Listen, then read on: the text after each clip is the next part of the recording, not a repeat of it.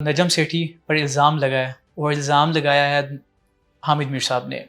انہوں نے کہا ہے کہ انڈائریکٹلی ان کا موساد کے ساتھ تعلقات تھے کوئی 2-3 ماہ پہلے.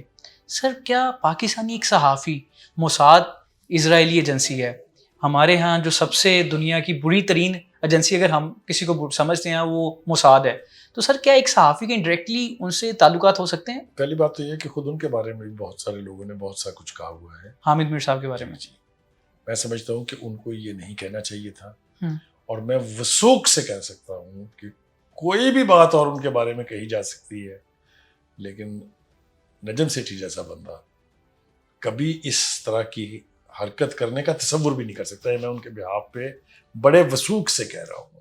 اس لیے حامد میر صاحب کو چاہیے کہ وہ یا تو اس کو ریٹریکٹ کر لیں، کہہ دیں کہ مجھ سے غلطی سے ہو گیا یہ، ورنہ ان کو یہ ثابت کرنا ناممکن ہوگا ان کے لیے.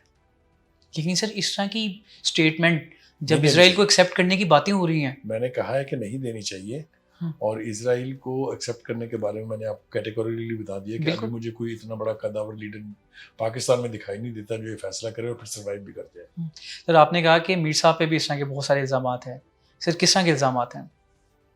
یہ اب آپ مجھ سے ایک حد کراس کروا رہے ہیں. نہیں سر کچھ آپ لیکن ان کے بھی حوالے سے افغانستان کے حوالے سے جو انہوں نے اسامہ بن لادن کا انٹرویو چھاپا تھا کتاب میں، اس کے حوالے سے بھی ہیں کہ جو کس کے کہنے پہ کیا تھا انہوں نے. کوئی کہتا ہے کہ جی لکھا لکھا ڈرافٹ آیا تھا. Okay. And so on and so on. بات تو سر کس کے کہنے پہ کیا تھا؟ کس کے کہنے پہ کیا تھا وہ انٹرویو؟ امریکہ کون لڑ رہا تھا وہاں؟ امریکہ کے کہنے پہ ہوا تھا. کیا میں نے کہا یہ الزام ہے ان کے اوپر. یہ جو آپ نے بات کی ہے کہ جو انٹرویو تھا اسامہ بن لادن، ان کی زندگی کا سب سے بڑا کریڈٹ یہی ہے کہ اسامہ بن لادن کا انٹرویو کرنا. آپ نے ڈرافٹ انہیں لکھا ہوا ہے. کچھ لوگ ایسے ہیں جو کہتے ہیں کہ ان کی نہ کوئی ملاقات ہوئی تھی اسامہ بن لادن کے ساتھ، اور نہ ہی کوئی انٹرویو انہوں نے براہ راست لیا تھا. یہ لوگ کہتے ہیں. میں نے آپ کو یہ بتایا کہ جو جس طرح کا الزام انہوں نے نجم سیٹھی پر لگایا ہے نہیں لگانا چاہیے تھا ان کو. اچھا سر، ہمیں حامد میر لگتے ہیں جیسے وہ اینٹی اسٹیبلشمنٹ ہیں، لیکن بہت سارے لوگوں کا یہ بھی کہنا ہے کہ وہ تو کچھ لکھتے بھی اسٹیبلشمنٹ کے بغیر نہیں، کہنا تو دور کی بات ہے. آپ بتائیں آپ کو کتنے وہ اینٹی اسٹیبلشمنٹ لگتے ہیں؟ یہ آج آپ کی ملاقات میری حامد میر کے بارے میں ہے یا نہیں یہ بات چھڑ گئی، آپ بات کر رہے ہیں تو میں نے کہا لوگ تو بہت کچھ کہتے ہیں. نہیں آپ کیا کہتے ہیں؟ آپ ایک سینئر تجزیہ کار ہیں، آپ کی جو رائے ہے وہ ایک اہمیت کی حامل ہے. آپ کے نزدیک کیا ہے؟ دیکھیے میرا خیال یہ ہے کہ پرومیننس جس بھی جرنلسٹ کو ملے اس کے بارے میں سچی جھوٹی کہانیاں جو ہیں وہ گھڑی جاتی رہتی ہیں. بالکل آپ اشارت میں یہ کہنا چاہ رہے ہیں میں آگے چل پڑوں. ہاں نہیں میں اس لیے اسے یہاں روکنا چاہ رہا ہوں. رائٹ کنٹروورشل ہو جاتے ہیں وہ لوگ جو پرومیننس میں آتے ہیں اور ان کے بارے سے بہت کہانیاں جو ہیں وہ چلتی رہتی ہیں. نجم سیٹھی بھی لائم لائٹ میں ہے، بہت سینئر آدمی ہے، ہمارے دل میں بڑا احترام ہے ان کا. تو ان سے یہ توقع کرنا کہ وہ موساد کے ایجنٹ ہیں یہ بہت گھناؤنا الزام ہے، نہیں لگانا چاہیے تھا. سر BLA کی جانب سے پنجابیوں کا قتل، اب تو یہ عام سی بات بن چکی ہے. اگر کوئی قتل ہوتے بھی ہیں تو اس کو اس طرح جیسے پہلے تھا کہ ہائپ ملتی تھی، اب تو وہ نارمل سی بات بن چکا ہے. لیکن ہم سوشل میڈیا پہ پنجابیوں کی کچھ ویڈیوز دیکھتے ہیں، سوشل میڈیا دیکھتے ہیں کہ جو کہتے ہیں کہ ہم کب تک پنجابی لاشیں اٹھاتے رہیں گے. تو سر ابھی ہم نے فیلڈ مارشل صاحب کا بھی سنا کہ ابھی ہمیں کوئی سخت رد عمل کرنا ہوگا ان کے خلاف. تو کیا سر آپریشن ہونے جا رہا ہے؟ اس کا سولوشن کیا ہے؟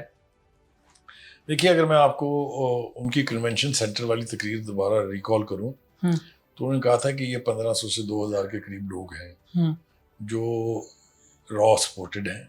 را ان کو اسلحہ دیتی ہے، را ان کو پیسے دیتی ہے، BLA سے ان کا تعلق ہے.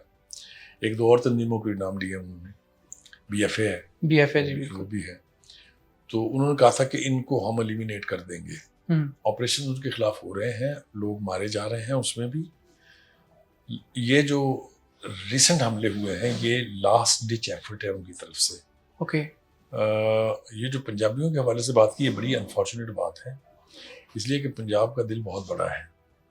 پنجاب کے ہر سڑک ہر کونے کے اوپر آپ کو کوئٹہ چائے پراٹھا مل جائے گا، آپ کو بلوچ سبزی مل جائے گی. بالکل ایسے ہی. اور کس محبت اور پیار سے لوگ وہاں کھانے کے لیے جاتے ہیں.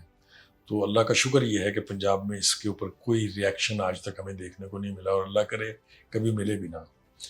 جو سرفراز بھگٹی ہیں مجھے ان سے توقع ہے، وہ جس طرح کے نیشنلسٹ لیڈر ہیں اور انہوں نے یہ جو ریسنٹ واقعہ ہوا ہے اس کے اوپر جس طرح کا بیان دیا ہے، مجھے توقع ہے کہ وہ ان لوگوں تک پہنچیں گے ضرور.